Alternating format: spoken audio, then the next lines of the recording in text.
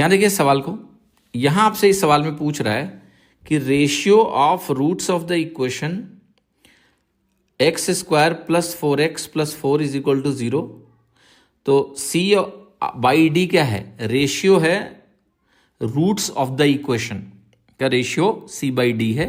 तो हमें बताना है कि ये जो एक्सप्रेशन आपके सामने दिया हुआ है इसकी वैल्यू हमें बतानी है ना, root of c upon D plus root of d upon C. तो जरा इस एक्सप्रेशन को बहुत गौर से देखना।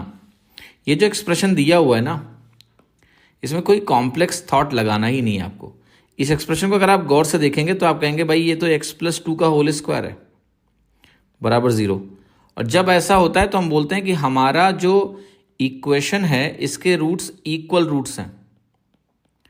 ठीक है, जैसे आप कभी भी एक्स स्क्वायर बराबर मान लिया लिखते हैं 0, ऐसा लिख दिया आपने, x square is equal to 0।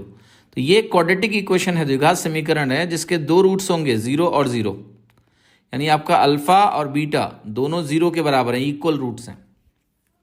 आपने x प्लस 2 को 0 किया तो आपके रूट्स इक्वल हो गए, x की वैल्यू -2 आई। इसका मतलब है कि आपका अल्फा और आपका बीटा जो दो रूट्स होते हैं दोनों -2 के बराबर हैं, तो इक्वल रूट्स हो गए। और जैसे आपने आइडेंटिफाई किया कि इक्वल रूट्स, और ये बहुत इंपॉर्टेंट ऑब्जर्वेशन है कि अगर कभी भी परफेक्ट स्क्वायर बन गया बराबर 0 तो इक्वल रूट्स होंगे। क्योंकि इसका फायदा क्या है, जैसे आपने इक्वल रूट्स बोला वो निकालने की जरूरत नहीं कि वो इक्वल रूट्स -2 के बराबर है, क्योंकि c अपॉन डी क्या है, रूट्स का ही रेशियो है ना।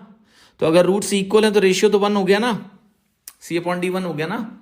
और जैसे 1 वो हुआ तो क्या हुआ आपका, √1 अपॉन डी अपॉन सी भी 1 होगा। जब रूट्स ही इक्वल हो गए तो उनका रेशियो 1, सीधा लिखो उल्टा लिखो क्या फर्क पड़ता है। तो आंसर क्या हो गया मेरा, 2 के बराबर हो गया। आंसर हो गया मेरा सी। बहुत ही अच्छा सवाल है और ये प्योर ऑब्जर्वेशन आपको इमीडिएट उत्तर दे रहा है।